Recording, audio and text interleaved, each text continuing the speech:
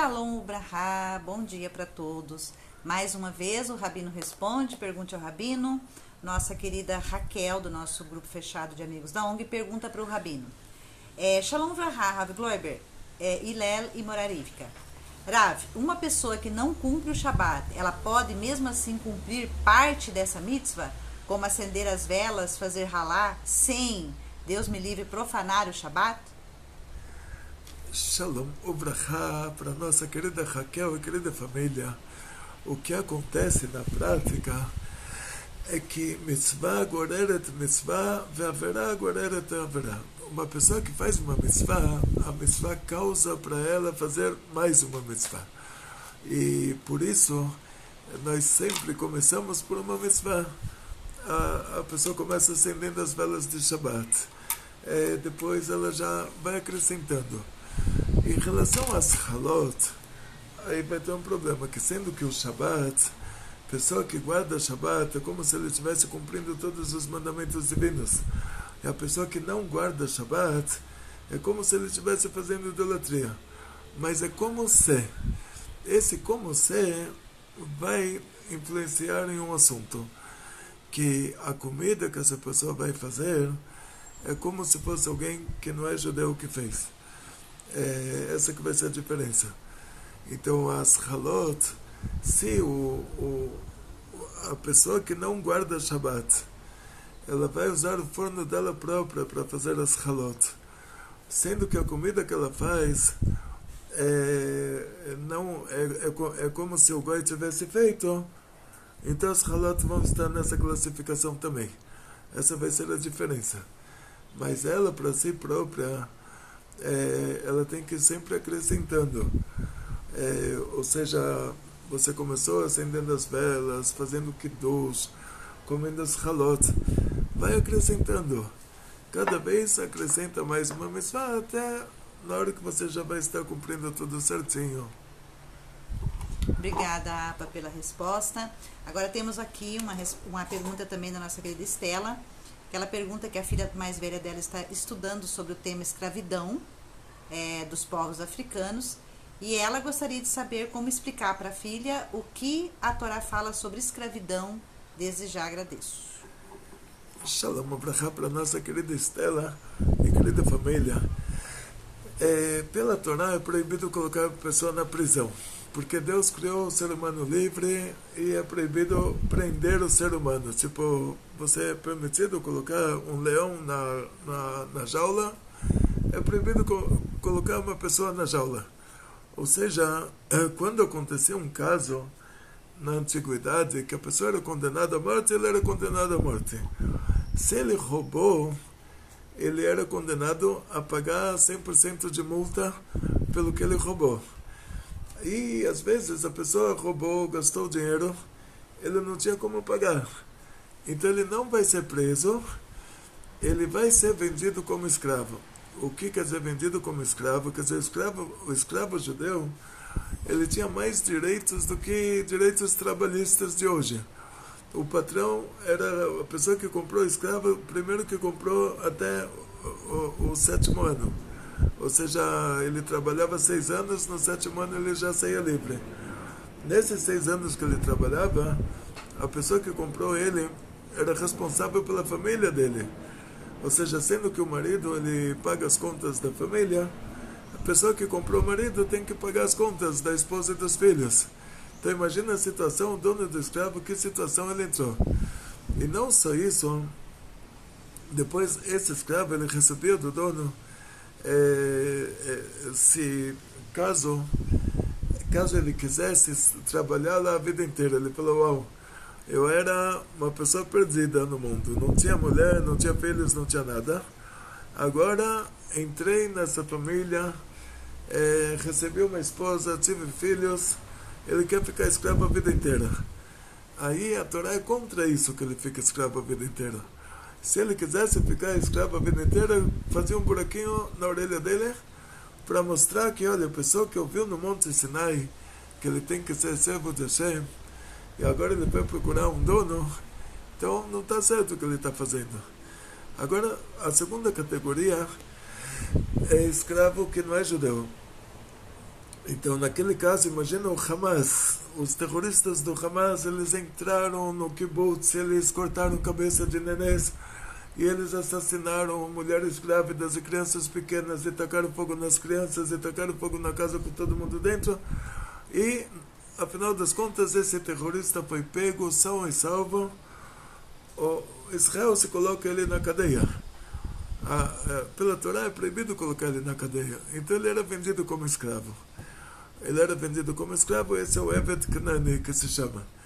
Se o dono batesse nele, quebrasse um dente dele, ele estava livre.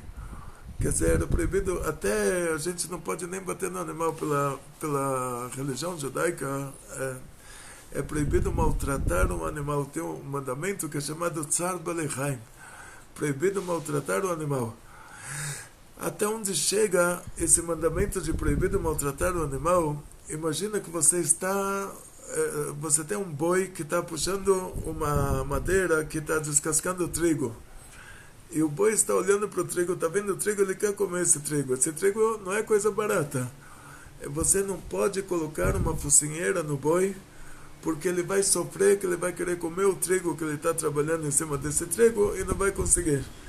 Para que o boi não sofra, mesmo que o boi tenha a grama dele, lá ele tem a comida dele, mas ele vai sofrer que ele quer comer o trigo no meio do trabalho e ele não vai conseguir, então você não pode colocar a focinheira no boi, tem que deixar ele comer o trigo e não pode deixar ele sofrer. Aí você vai falar, pô, mas está me dando prejuízo.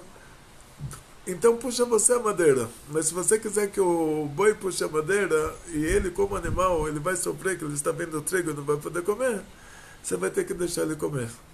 Até aí chega a lei judaica. Então imagina, se até o animal, se o animal está vendo uma comida, você tem que dar para ele, porque ele fica com vontade. Então quanto mais o escravo, que não só que é proibido maltratar ele, mas você tem que sempre fazer o bem para ele também, cuidar dele muito melhor do que você cuida do seu animal.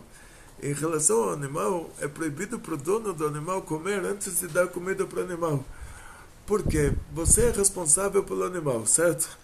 Você sendo responsável pelo animal, o animal tem que comer, você tem que comer, então você tem que primeiro dar comida para ele, o que sobrou você come.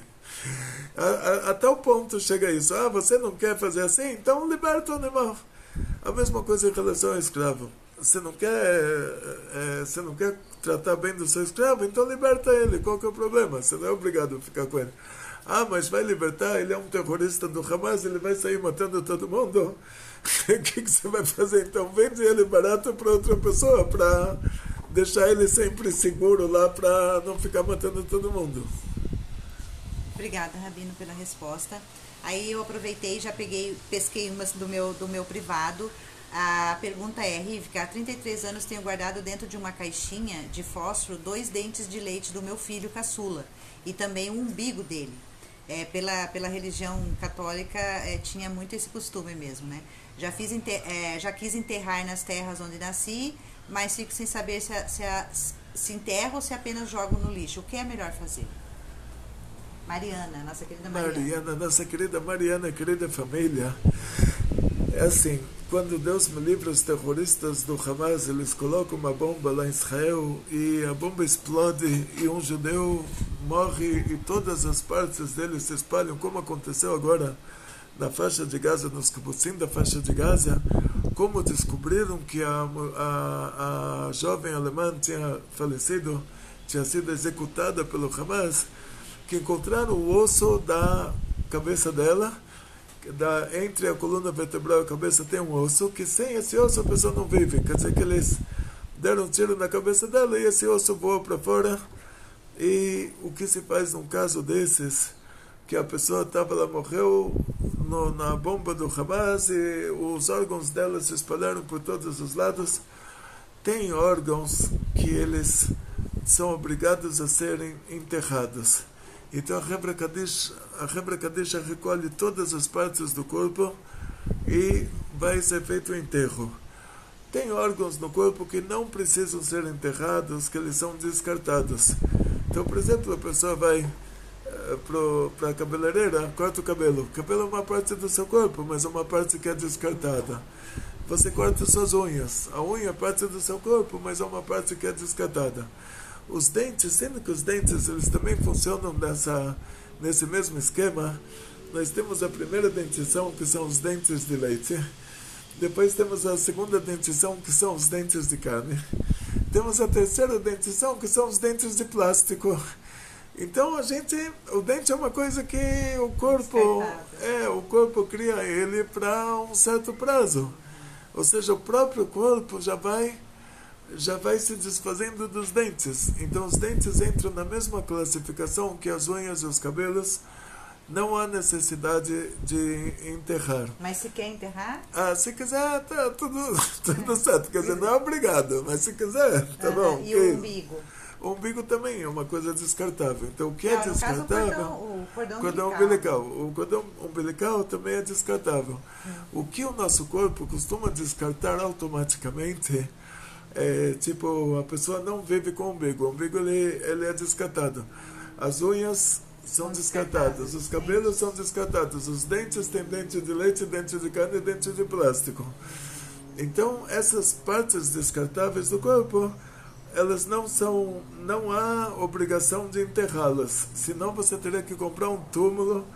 Aqui em São Paulo tem o cemitério israelita do Embu. Eles fizeram 100 mil túmulos. A comunidade judaica não chega a 20 mil pessoas. Então vão sobrar lá 80 mil túmulos. Se precisasse enterrar dente, enterrar cabelo, enterrar unha, cada pessoa teria que comprar um túmulo já desde pequenininho. Cada vez que cair um dente de leite, a pessoa teria que ir lá e enterrar o dente de leite. Ou seja, cada pessoa teria que ter um túmulo dela particular para ir fazendo o enterro de cada dente de leite. Então que cai. pode enterrar, no caso, se a pessoa quiser, pode abrir um buraquinho no fundo do quintal e enterrar, ou pode descartar no lixo, né, Alba? Também. Então, o que acontece? Pessoas perguntam sobre animais de estimação. No caso dos animais de estimação, por exemplo, se a pessoa pergunta se tem que enterrar, não tem que enterrar, não precisa enterrar. Mas a criança vai ficar profundamente magoada se você não enterrar o animal de estimação, então enterra para que a criança não fique magoada. Mas necessidade não tem. Não, que tem obrigação. Não, porque a alma do animal já voltou para a fonte das almas animais lá em cima, já não tem mais nada nesse corpo, esse corpo é um descarte. Agora, se a gente for olhar mais fundo, tudo que um ser humano tem de si próprio, que ele necessita isso para si próprio, tipo que ele não descarta, teria que ser enterrado junto com o corpo dele. Então, se Deus me livre, acontece um fato da pessoa ter, aí tinha no noticiário brasileiro, na Irlanda, teve sua perna amputada depois de acidente com um carro de polícia. No caso desses, a pessoa já teria que comprar o túmulo, já enterrar essa perna antes dele próprio falecer. Quando ele falecesse, ele ia enterrar o resto do corpo. Essas partes que a pessoa não descarta. Agora, coisas como dentes, cabelos, unhas, pode colocar no saquinho plástico, jogar no lixo, não tem problema. Não tem nisso nenhuma santidade, nenhuma necessidade de enterrar. Ótimo. Obrigada, Rabino. Outra pergunta também. Shalom, senhora Rivka. Queria saber do Rabino Gloiber sobre o que Maimônides falou, que um cristão que reza para Deus de Avram vai ter o mundo vindouro. Se ele puder fazer um vídeo sobre isso, agradeço. Essa pergunta agora... É de quem a pergunta? Desculpa, agora porque eu passei para o grupo dos amigos da ONG, mas eu vou devolver. Sobre essa pergunta, a pessoa que fez a pergunta, por favor, compartilhe aqui o seu nome. Em relação ao cristianismo, diz o Rambam, cristianismo é idolatria, porque os cristãos não somente que eles inventaram uma religião, que isso é uma proibição da Torá, mas que ainda não chega ao nível de idolatria, mas eles também definiram o que é Deus. Na hora que o cristianismo definiu o que é Deus, eles definiram que Deus é uma trindade. Então acabou, o cristianismo, diz o Rambam, é idolatria. Agora o islamismo inventaram uma religião, transgrediram a lei judaica, proibido inventar religião, mas eles não definiram o que é Deus. Então, o islamismo não é idolatria. É permitido ser muçulmano? Não, porque é uma religião inventada, é proibido inventar uma religião. Mas idolatria não é. Então, a gente ia no Merat HaMachpelah, no túmulo dos patriarcas, os muçulmanos fizeram uma mesquita em cima do túmulo. Eu ia todo ano com os alunos da nossa escola, cada professor ia com a classe dele, eu ia com a minha classe. Nós entrávamos dentro da mesquita, e dentro da mesquita tinha a sinagoga. No Merat HaMachpelah você também esteve lá. Estive lá. Então tem a sinagoga dentro da mesquita, porque a mesquita não é considerada idolatria. É proibido inventar uma religião? É proibido. Então você não vai poder participar de uma religião inventada. Mas a idolatria é uma coisa mais grave, é quando eles definem o que é Deus. Então, se o cristão ele começa a rezar para Deus e não para a idolatria, não para a trindade, aí é claro, toda pessoa que ele cumpre 7 mandamentos de Bnei Noach, e um desses 7 mandamentos é o de não fazer idolatria, ele tem uma parte no mundo vindouro. E aí você vai ter níveis no mundo vindouro. Você vai ter paraíso do mundo da Siá, paraíso do mundo da Yetzirah, que é o nosso baixo paraíso. Quer dizer, a gente já não tem nada a ver com esse paraíso do mundo da Siá, né? Paraíso do mundo da Siá deve ser paraíso de Adão e Eva.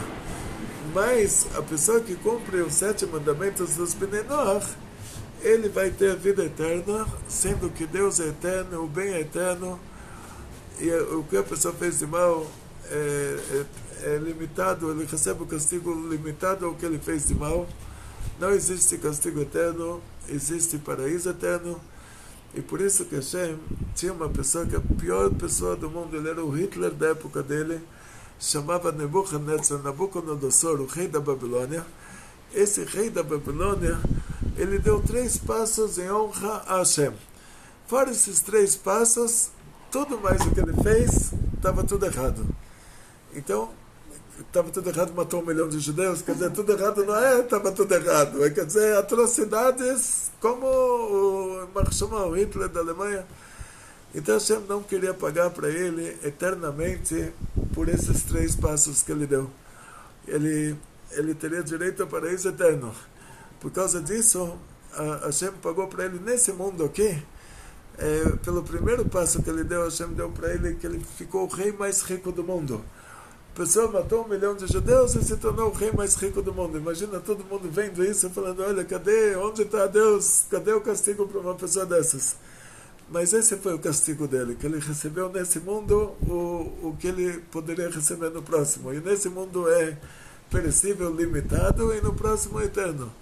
Pelo segundo passo que ele deu, o filho dele se tornou o rei mais rico do mundo, porque o pai, ele sente que o bem do filho é o bem dele. Quando o filho herda ele sente que é o dinheiro dele na mão dele. Então, por isso o pai geralmente repassa a herança para o filho. E o neto, o pai sente que o avô sente que o neto é como se fosse ele próprio. E depois de 3 gerações já não teria como pagar para o bisneto. Porque o bisavô não sente que o bisneto é ele próprio.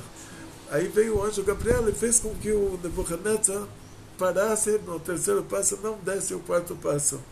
E quais eram esses 3 passos? Nabucodonosor era um simples assistente de escrivão na Babilônia, no reinado do Merodach Baladan ben Baladan. E ele chegou atrasado um dia, Hashem fez um milagre, o sol voltou para trás 3 horas. Hashem fez um milagre. Ele chegou atrasado, ele perguntou se tinha trabalho hoje, e os escribas falaram, você chegou atrasado, você ainda quer saber se tinha trabalho, quer dizer, vagabundo. E eles falaram, sim, o Merodach Baladan ben Baladan pediu para escrever uma carta parabenizando o rei da Judeia, porque os astrólogos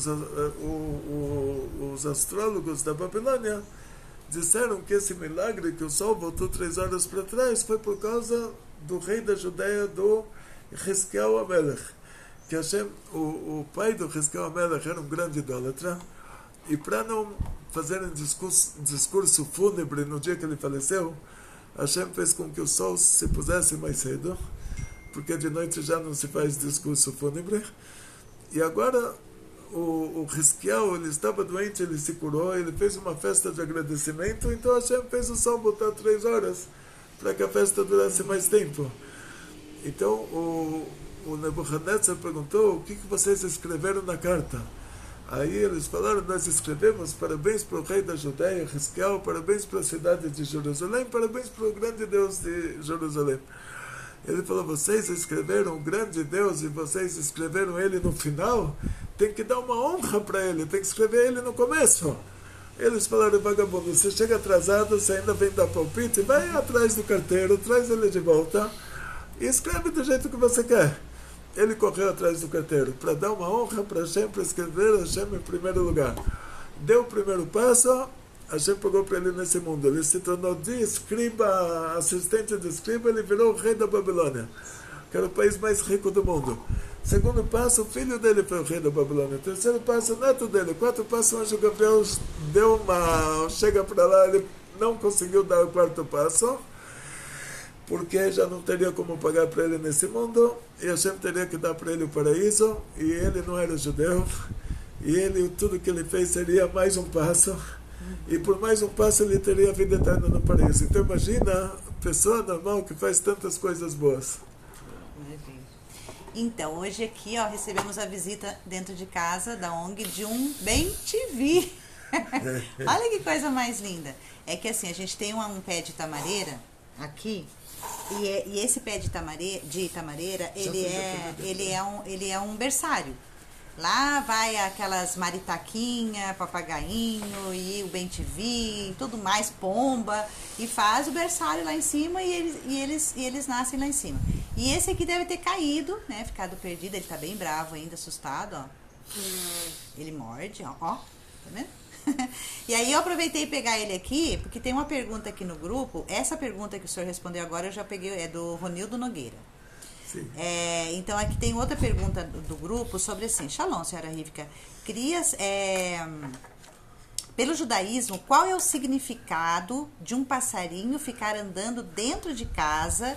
Pela cabala, tem algum sinal ou aviso, passarinho ou beija-flor, que de vez em quando visita os lares da gente? Tem algum significado? Contar para vocês uma história de arrepiar. O rei Davi, uma vez, ele tinha que fazer uma caçada. Como hoje em dia o presidente dos Estados Unidos tem que jogar golfe, porque aí vão ver que ele é um presidente saudável, que ele está fazendo esporte, e o mundo inteiro fica com medo dele, fala: pô, esse cara tem muita força, vai saber se a gente faz uma guerra contra ele, a gente perde.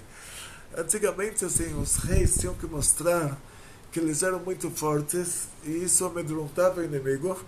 Era um costume do rei fazer uma caçada. O rei Davi foi fazer uma caçada, e chegou a hora que ele teria que falecer, e porque tinha o caso da Batsheva, que o rei Davi e a Batsheva, eles eram dois aspectos da mesma alma, e a Batsheva era casada com Uriah Hiti, e o Uriah tinha chegado a hora que o Uriah tinha que falecer na guerra, e ela seria uma viúva, ela se casaria com o rei Davi, e o Uriah tinha ido para a guerra, tinha deixado um divórcio na condição, caso ele morresse, ela estava divorciada retroativamente, caso ele desaparecesse na guerra, caso não tivesse notícias dele durante 12 meses.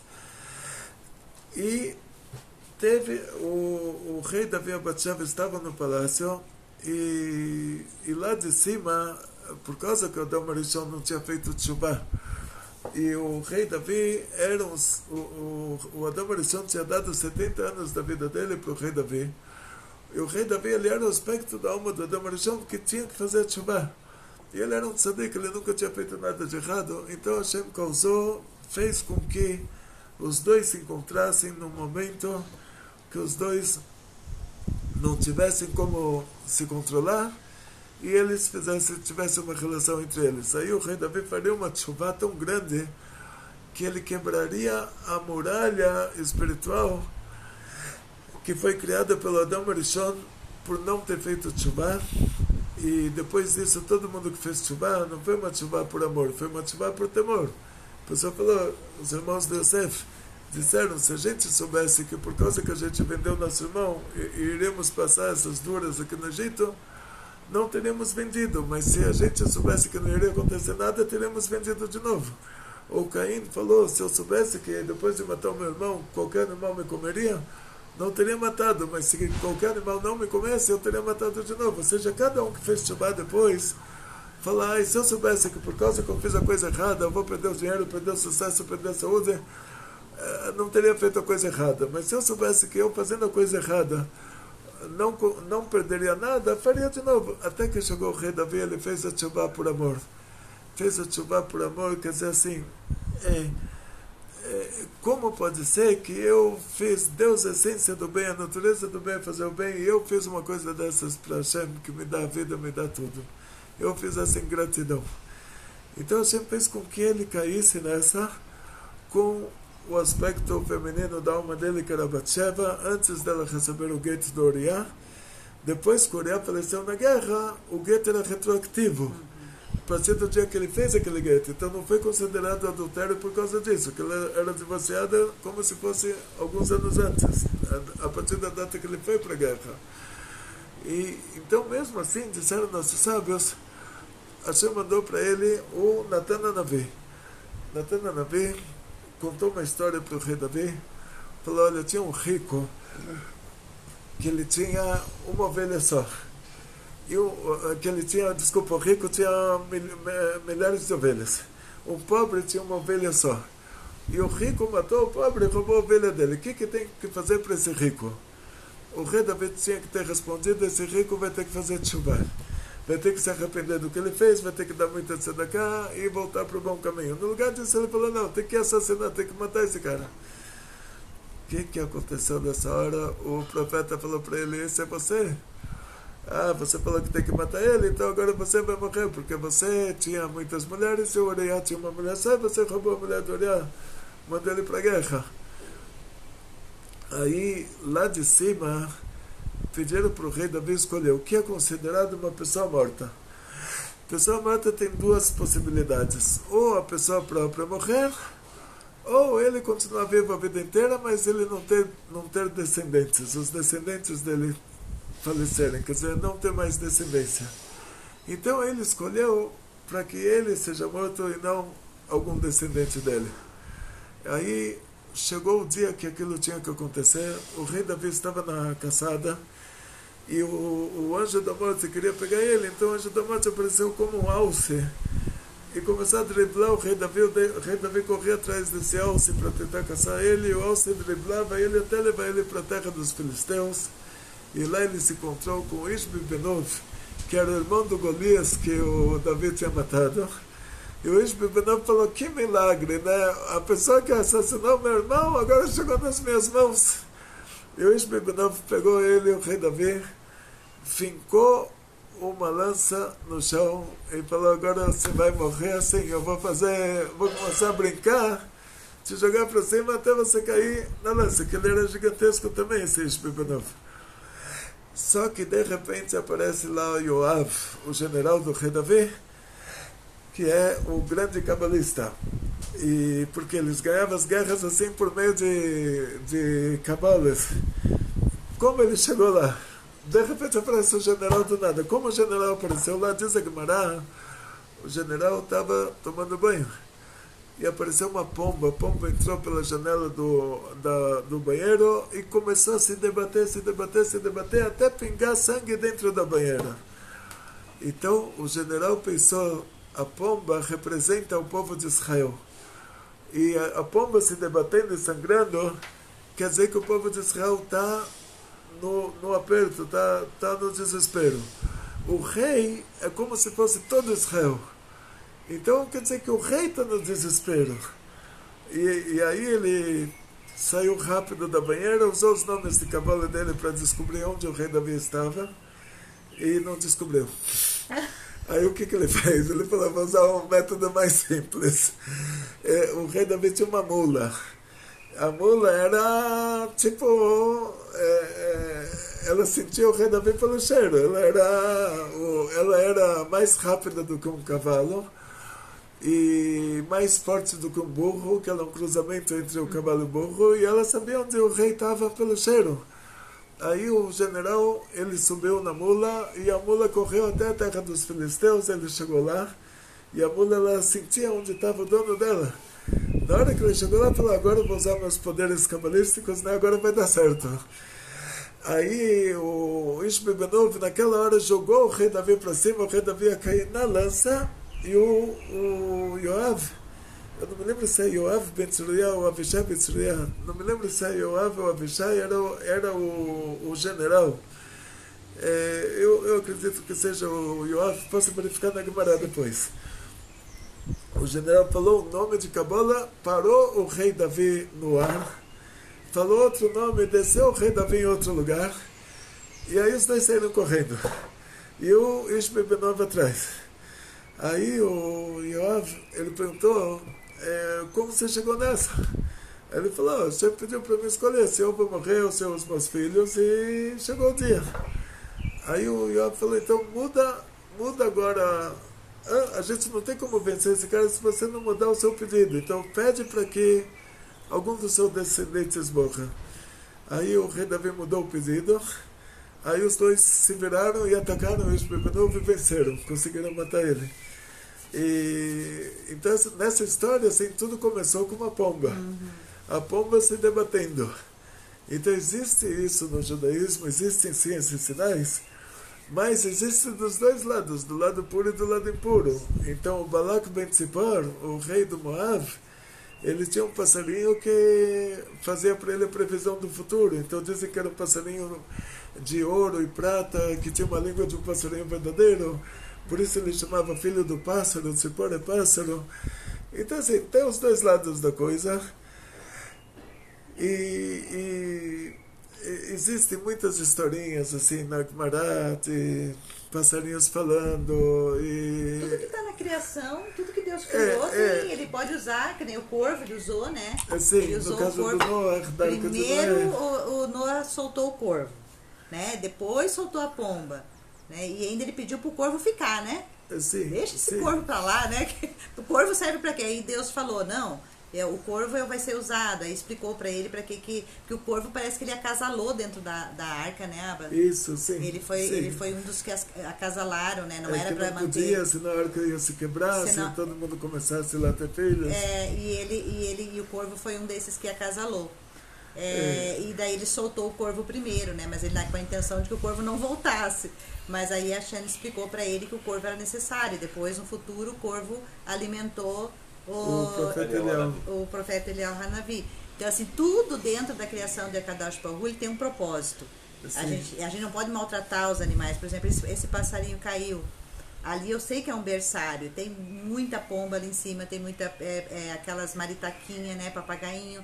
Então, tem esses aí que é os bem-te-vi, tem os beija-flor. Então, a gente, quando cai, quando eles se machucam, que eles precisam de ajuda, a gente tem que ajudar. Aí eu olhei, ver se a asa não estava quebrada, ver se não tinha machucado no pezinho, alguma coisa, para deixar ele solto para a natureza. Prender a gente não pode, mas quando entra dentro de casa, não sei se é um bom sinal, mas mau sinal não é, né? Sim, sim. Sempre a gente tem que falar que tudo é um bom sinal. Tudo é um bom sinal. E agora eu queria contar para vocês, já muitas pessoas estão perguntando sobre a Pushka, depois a gente vai fazer uma aula específica sobre isso. Mas assim, você recebeu a nossa Kupat da cá. Nossa Pushka, você doou para a ONG, a nossa diretora pediu uma doação de R$50, né, para mandar a Pushka, que é uma tzedakah. Já começou dando R$50 para tzedakah. Depois você coloca uma moeda, você faz um pedido, fala, Hashem, por favor, salva a gente do Irã. Fala, Hashem, por favor, salva nosso povo dos palestinos. E Hashem, por favor, dá Shalom Bait para todo o povo de Israel. E muito dinheiro, muita saúde. E felicidade judaica de toda a família.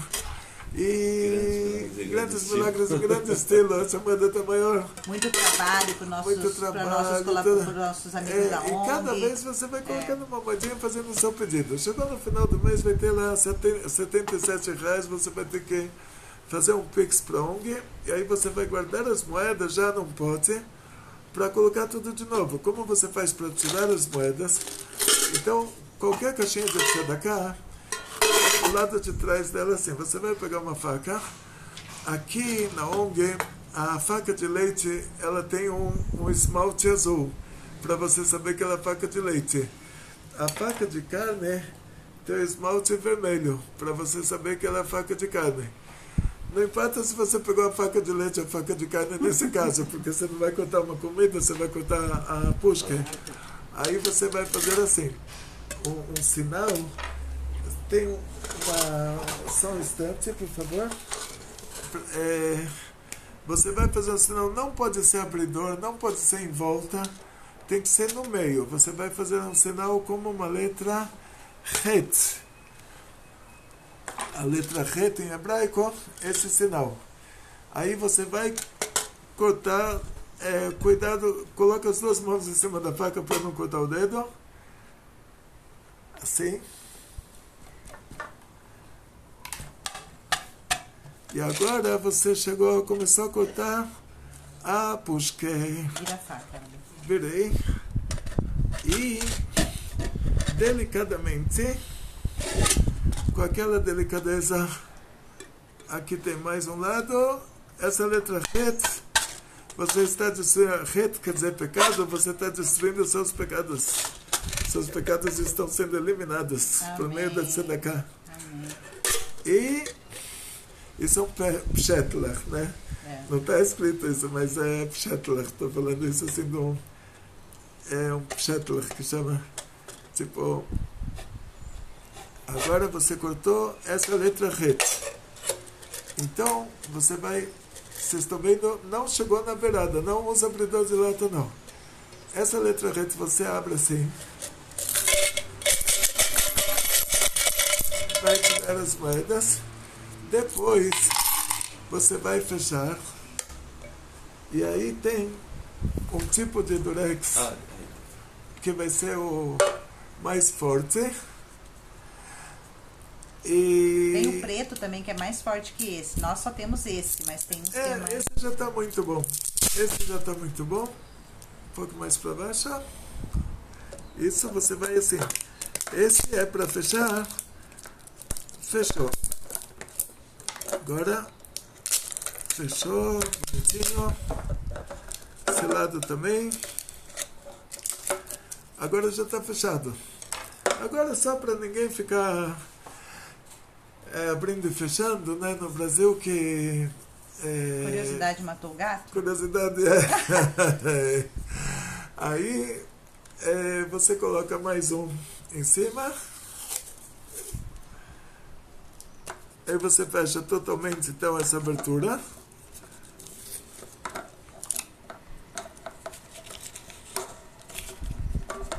Essa é um pouquinho mais forte. Essa é mais forte. Deu certo. E agora você passa também essa caneta assim. Faz um risco de um lado para o outro assim, porque aí se alguém abrir, pelo menos você sabe, se o que você colocou não está no mesmo risco, você sabe que foi aberta ou fechada, aí você desconta no salário de quem fez isso, né? Mas fica bem, aí vira a latinha, no Brasil, assim, tem, às vezes a pessoa trabalha para você, tem ajudante, né? E a ajudante aproveita, está limpando a casa, já limpa o conteúdo da pushka também. Aí você fazendo esse risco, ela já não vai querer limpar, porque ela sabe que já vai ser muito complicado. E ela só vai limpar por fora. Sim. Não vai limpar por dentro. Uhum. E aí em cima, ó, fica normal. Coloca, aqui em cima, continua normal. Ó, daí ela ficou em pezinho, ó. Nada, só se você virar aqui o fundo pra ver. E aí nessa daqui, só que essas aqui, nossa, até é bom comparar, ó. Normalmente as pushkas são nesse tamanho. O olha, buraco é igual, o buraco é do mesmo tamanho. Olha esse o tanto que você fez é o mesmo que você faz aqui, vai ficar até menor, vai ser assim. Aqui você vai fazer essa letra Het. Aqui vai ficar até menor. Sim, mas eu me refiro assim, só para mostrar para eles a diferença de tamanho das pushkas. Sim. Ó, a diferença de tamanho. Essa nossa nova aqui, ó, é bem maior, ela é mais gordinha. Então vai demorar mais tempo para encher do que essa outra antiga nossa daqui, ó. E aí quando tiver cheia, você abre, faz o que o Abba mostrou que vai ficar assim. E aí, ela vai continuar sendo sua pushka e você vai poder encher novamente, tá bom? Cumprindo a mitzvah da tzedakah. Amém. Hatzlacha, briut, parnassá bechefa. Muito sucesso, muita saúde, muito dinheiro, felicidade, judaica e toda a família. Grandes milagres em grande estilo. E se vocês quiserem adquirir a pushka, é só me mandar o número de contato, vai estar aqui embaixo dessa aula, na descrição dessa aula. E você fala comigo e eu te passo a como você faz para adquirir a nossa pushka. Olha que linda. E ela é bem grande, ó, bem maior do que as pushka normal, tá bom? Shalom Vrahá, boa tarde e até o próximo vídeo. Não esquece de deixar o like, deixar o seu comentário, tá bom? Pra gente poder ganhar engajamento aí no YouTube e levar a Torá para todo mundo. Um beijo no coração de todos vocês e tudo de bom.